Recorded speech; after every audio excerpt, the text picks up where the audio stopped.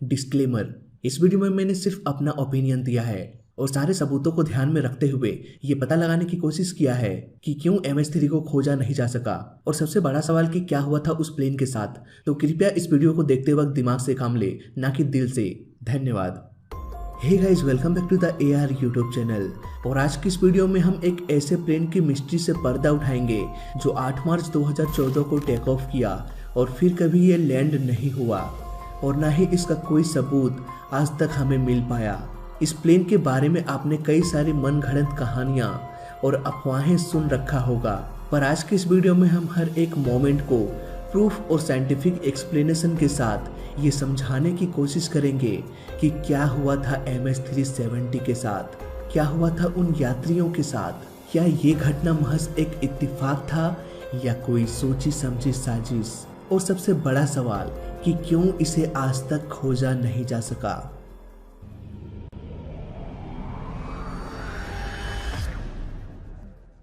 तो इस कहानी की शुरुआत होती है 8 मार्च 2014 से।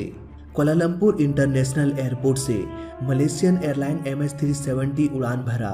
इस प्लेन में 227 पैसेंजर्स सवार थे।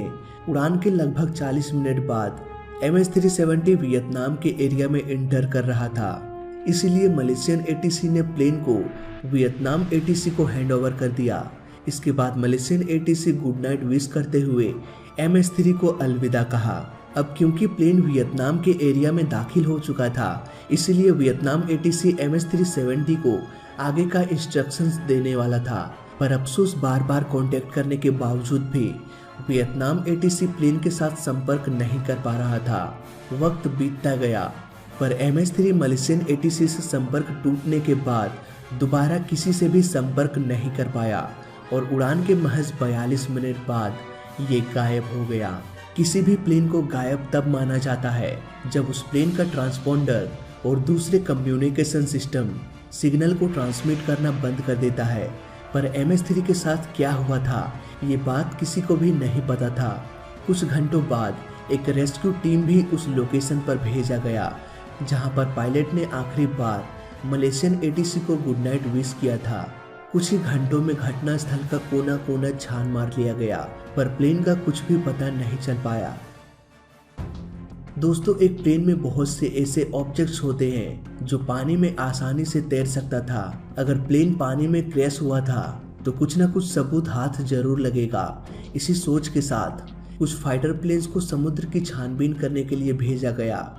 इसके अलावा कई सारे शिप्स भी पानी के रास्ते प्लेन को खोजने निकल पड़ा, पर फिर भी कोई भी सुराग हाथ नहीं लगा। घटना के 3 दिन बाद इन्वेस्टिगेटर्स को एक ऐसा सबूत मिला जिसने सबका दिमाग चकरा दिया।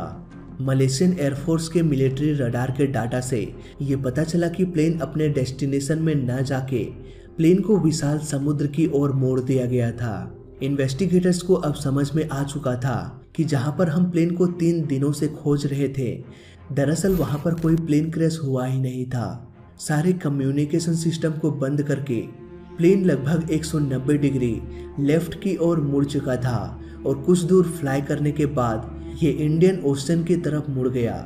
सभी के मन में अब एक ही सवाल आने लगा कि क्या प्लेन हाईजैक हो चुका था? क्या टेररिस्ट ने जबरदस्ती प्लेन के डायरेक्शन को मोड़ा और सारे कम्युनिकेशन सिस्टम को बंद कर दिया? इस सवाल का जवाब पाने के लिए हर एक पैसेंजर का बैकग्राउंड चेक किया गया, पर इसमें भी कोई पुख्ता सबूत हाथ नहीं लगा।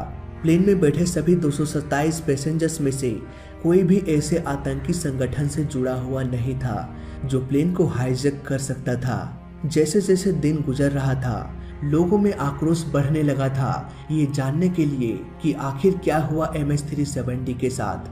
पर सच तो ये था कि इतिहास में पहली बार ऐसा हुआ था जब इन्वेस्टिगेटर्स को कोई भी सुराग नहीं मिला, न प्लेन का कोई मलबा मिला और न ही इस प्लेन का कोई लोकेशन मिला। मिलिट्री रडार के अनुसार प्लेन मुड़ के इंडियन ओशन की तरफ तब तक फ्लाई करता रहा जब तक कि ये रडार के रेंज से बाहर न चला गया।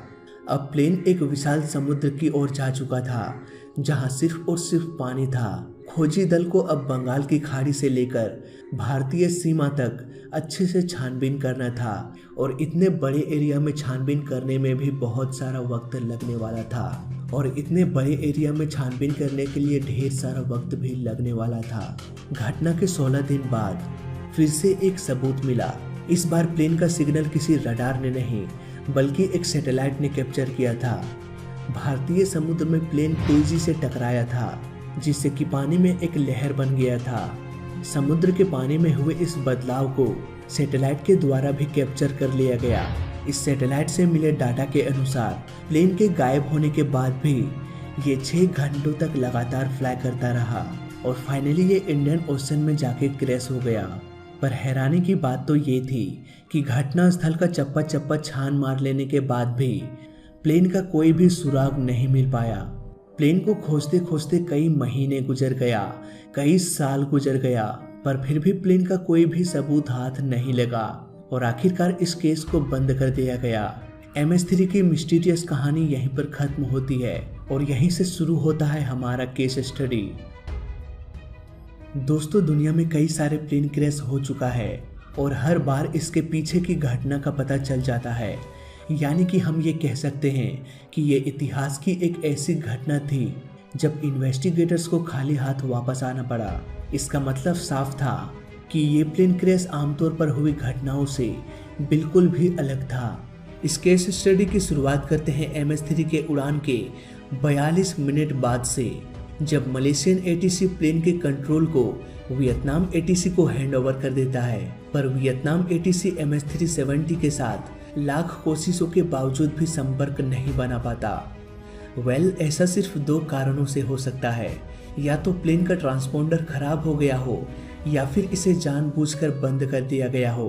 ट्रांसपोंडर एक ऐसा डिवाइस होता है जो ग्राउंड के द्वारा भेजे गए सिग्नल्स को रिसीव करके वापस उसे सिग्नल्स भेजता है, जिससे कि प्लेन का लोकेशन पता चलता रहता है। इस प्लेन से कोई भी सिग्नल ना आना, साथ ही साथ ग्राउंड के सारे कम्युनिकेशन सिस्टम से डिस्कनेक्ट हो जाना, ये सुनने में थोड़ा अजीब लगता है। MS-370 एक आधुनिक प्लेन था। इस प्लेन में LF, HF, VLF रेडियोज के अलावा सैटेलाइट टेलीफोनिक और डाटा लिंक सिस्टम भी था। सीधे शब्दों में कहें तो इस प्लेन में 4 से भी अधिक तरीका था ATC से संपर्क बनाने के लिए, और सारे के सारे सिस्टम्स एक साथ खराब हो जाए। ऐसा आज तक एविएशन के हिस्ट्री में कभी भी नहीं हुआ है। जब से इंसानों ने पहला प्लेन बनाया है तब से। मतलब साफ था, प्लेन में कोई तो ऐसा इंसान होगा जिसने प्लेन के कम्युनिकेशन सिस्टम को बंद कर दिया या जबरदस्ती बंद करा दिया गया होगा। अब प्लेन गायब हो चुका था। कभी कभी कम्युनिकेशन सिस्टम में टेक्निकल प्रॉब्लम आ जाता है, पर कुछ ही मिनट्स में प्लेन से दोबारा संपर्क बना लिया जाता है। पर MS-370 के साथ ऐसा नहीं हुआ। प्लेन के डायरेक्शन में बहुत बड़ा बदलाव हुआ। क्या ऐसा हो सकता है कि कोई प्लेन का हिस्सा डैमेज हो गया हो, जिसकी वजह से प्लेन के डायरेक्शन में इतना बड़ा बदलाव हो जाए?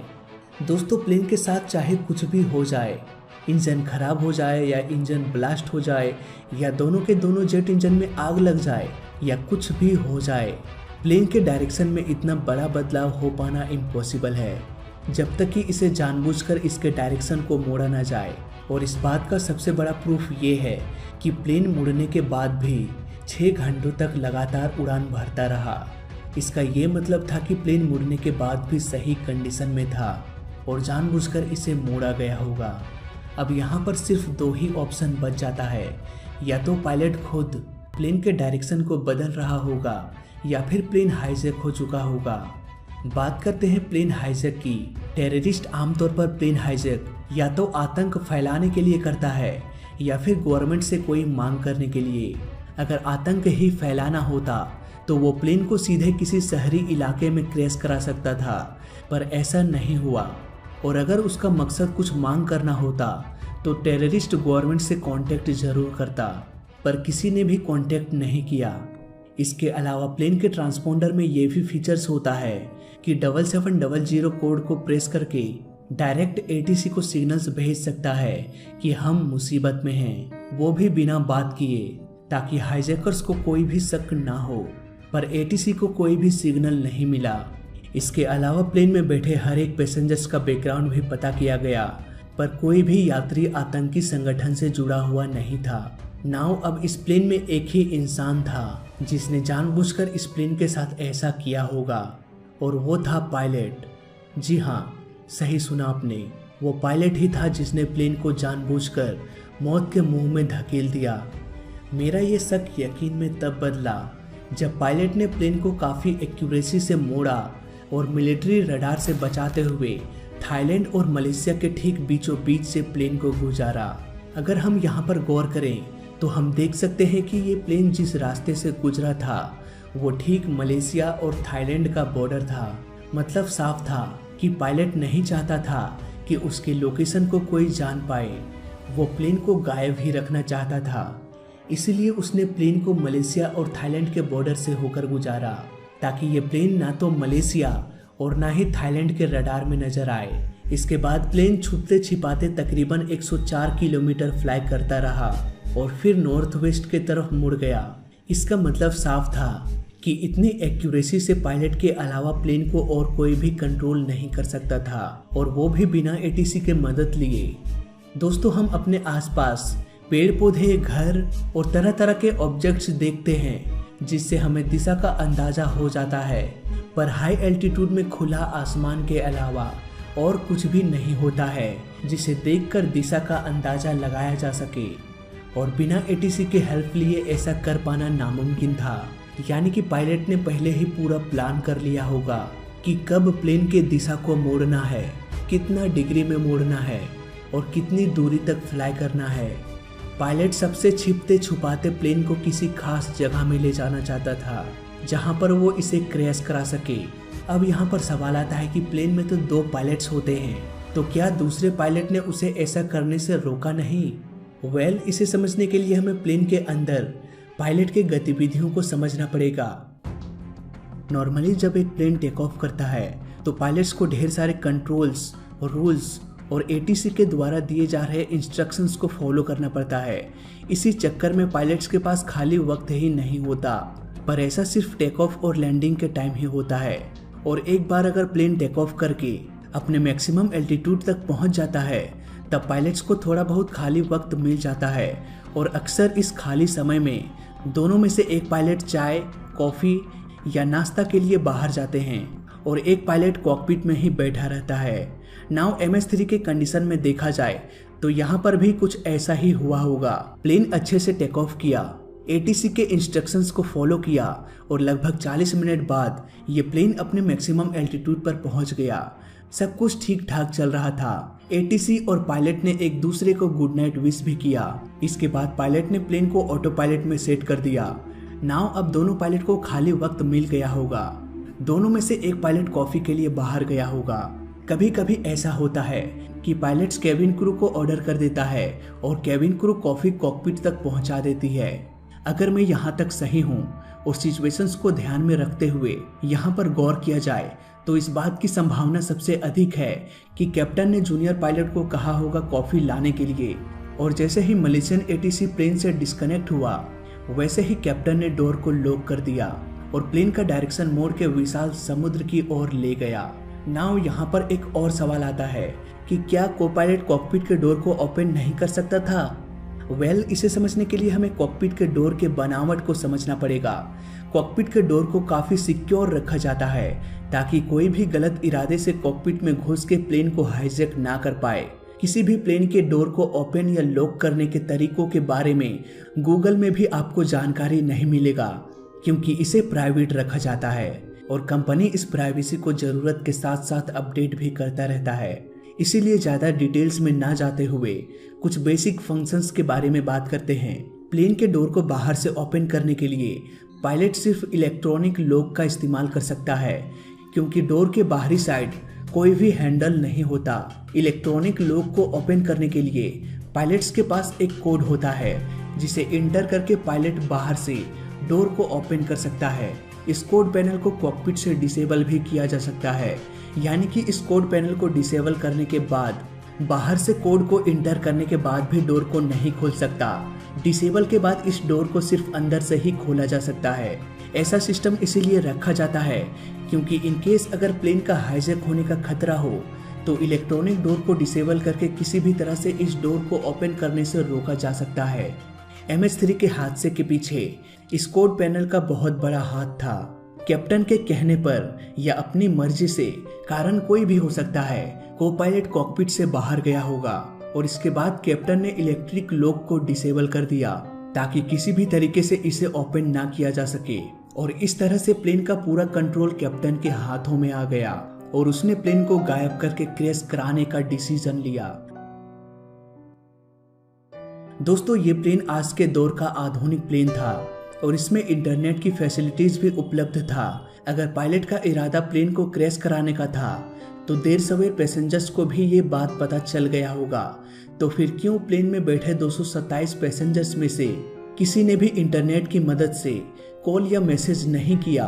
क्या प्लेन में बैठे सभी पैसेंजर्स उस वक्त सुरक्षित थे या नहीं? अगर प्लेन का कैप्टन छिपते छिपाते प्लेन को अगर इतनी दूरी तक ला सकता था, अगर कैप्टन नहीं चाहता था कि कोई उसे ट्रैक कर सके या उसके लोकेशन को जान पाए, तो कैप्टन ये भी नहीं चाहेगा कि कोई भी पैसेंजर अपने रिलेटिव्स को कॉल या मैसेज करे।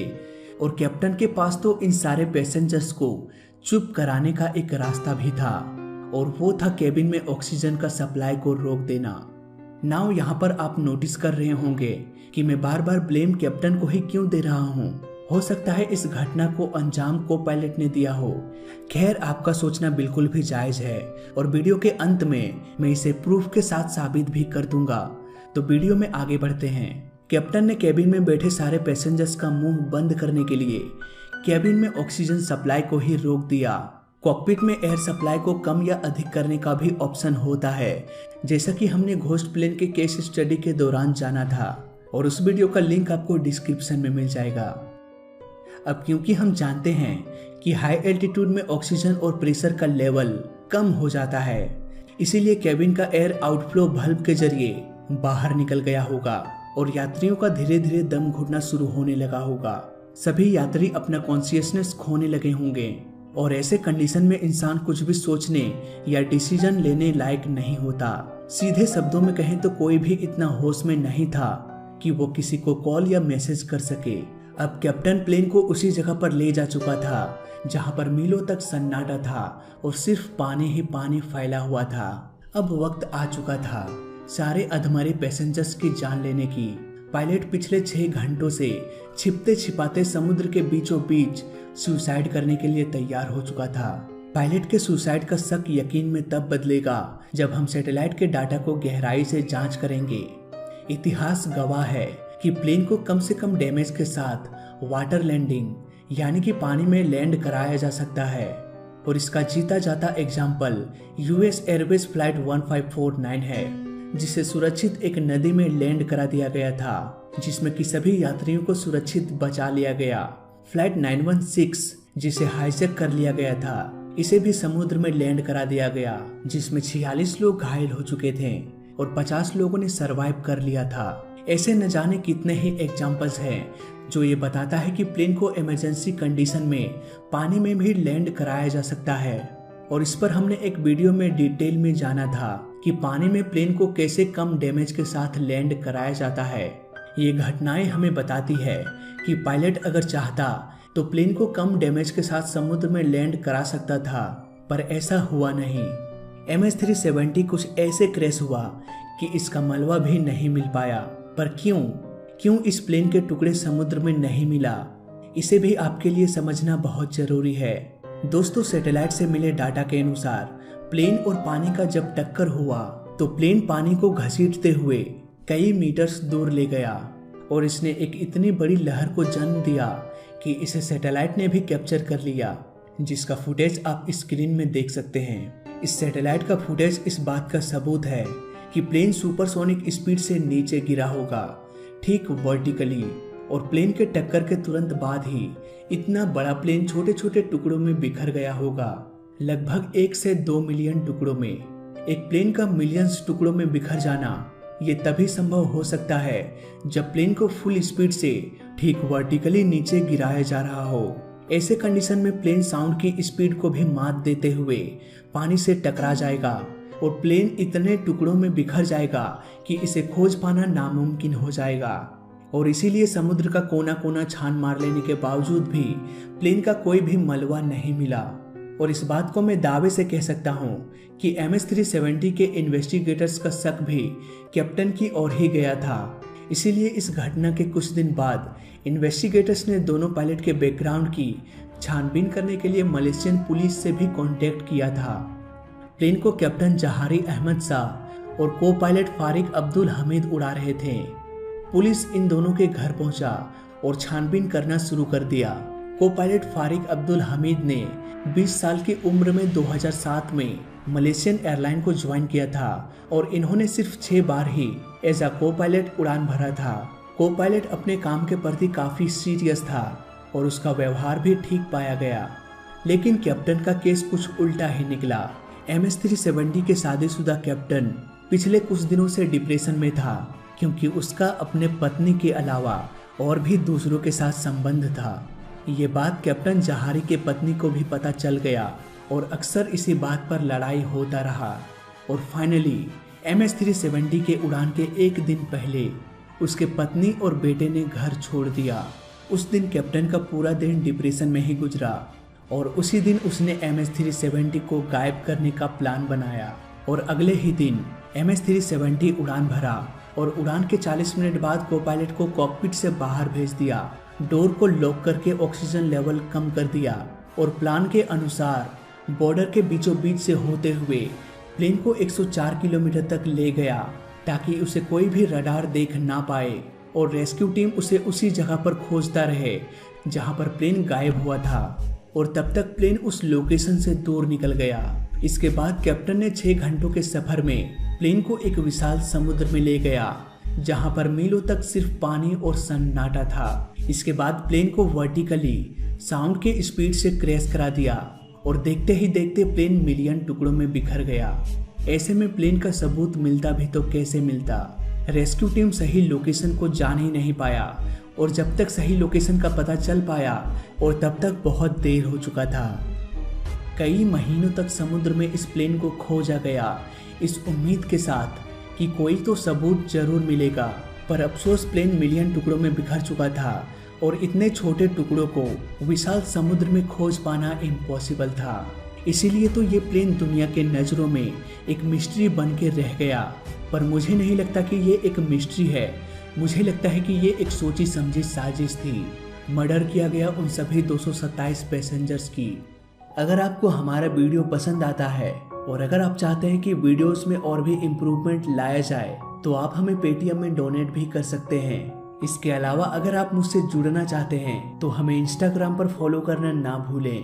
तो फिलहाल इस वीडियो में अभी तक लिए बस इतना ही। वीडियो अच्छा लगा तो लाइक कर देना, बुरा लगा तो डिसलाइक कर देना और दोनों ही केस में इस चैनल को सब्सक्राइब कर देना क्योंकि इस चैनल में सीखने के लिए बहुत कुछ है। तो मैं मिलता हूँ आपसे अगली वीडियो में, तब तक के लिए देखते रहिए और सीखते रहिए। जय हिंद, वंदे मातरम।